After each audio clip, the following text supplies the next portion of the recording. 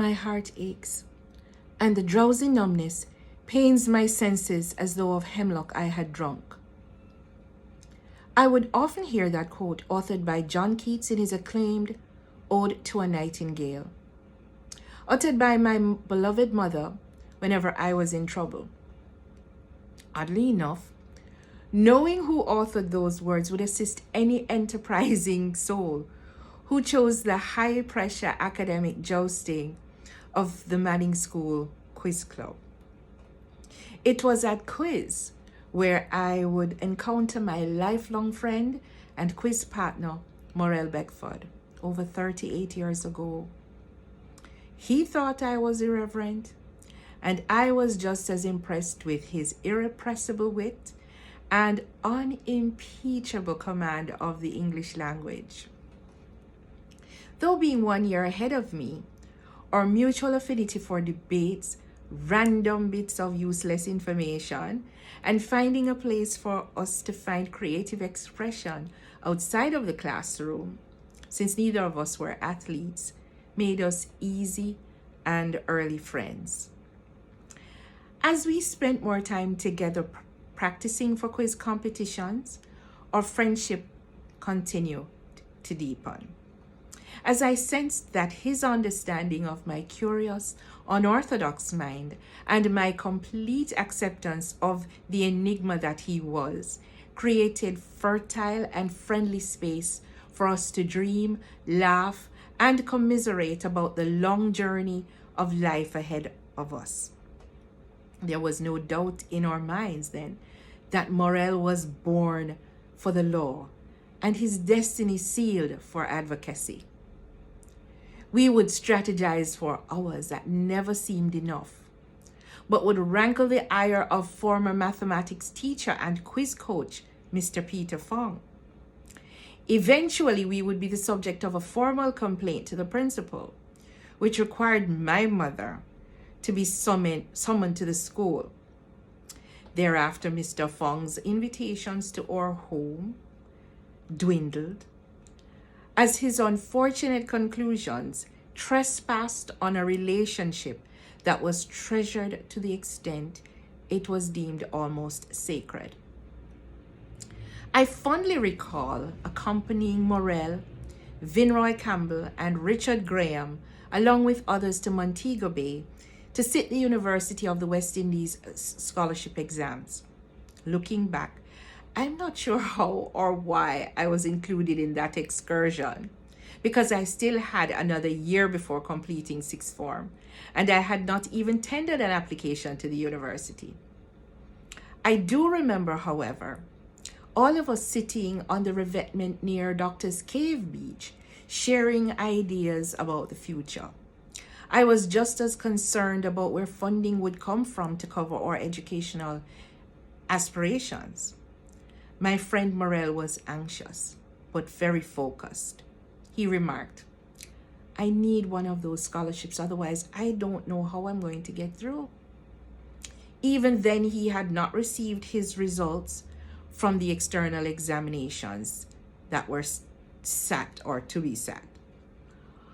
But Morrel was ambitious, he was determined, and settled in his conviction that he was going to read law however and wherever it would take him. As his competence would acquit, Morrel got one of those coveted scholarships, and he matriculated to law at the University of the West Indies. Our paths diverged when he followed his path and I followed mine. We, however, maintained our friendship throughout the years. When I lived overseas, Morrel was kept up to date by my mother and by mutual friends. Whenever I would visit home, a stop by the courts would be required to check in on my friend. When he transitioned eventually into private practice, it was a proud occasion for me to visit him at his new office location on Market Street. Referring now to my friend in the past tense is not only surreal, it vibrates with a betrayal that is both sobering and vulnerable. Though the mood and this moment mark the closing of a chapter, the return of one held dear to their ancestral land. This return invokes a joyful and proud reflection on their time with us, a celebration of a gentle, indomitable human being who enriched our lives by his many and various gifts. His personal humility, his incomparable social compassion, an abiding commitment to his family, his faith, and his friendships. When the rest of us left Westmoreland for greater opportunities, be it in the city or in other parts of the world, Morrel returned to his roots, built a successful practice doing what he loved, built a family, and lived a good, decent, and exemplary life. In this deconstruction of this decent and honorable life, we are made only more acutely aware of the ties that bind us and the roots from which we are hewn, a synchronic historicity that enjoins the past with the present. On Saturday, February 12th, I experienced an epiphany, and I reached out to my friend to share with him how I truly felt. I figured he would be out for a run and he would take his time to reply to me as he is wont to do. So I wrote, "I'm up in my feelings this morning, and I need to share with you that you've been such an inspiration to me. When I was sick, I remembered your resilience. When I was despondent, I remembered your bravery. I do wish you would chronicle your journey to inspire others.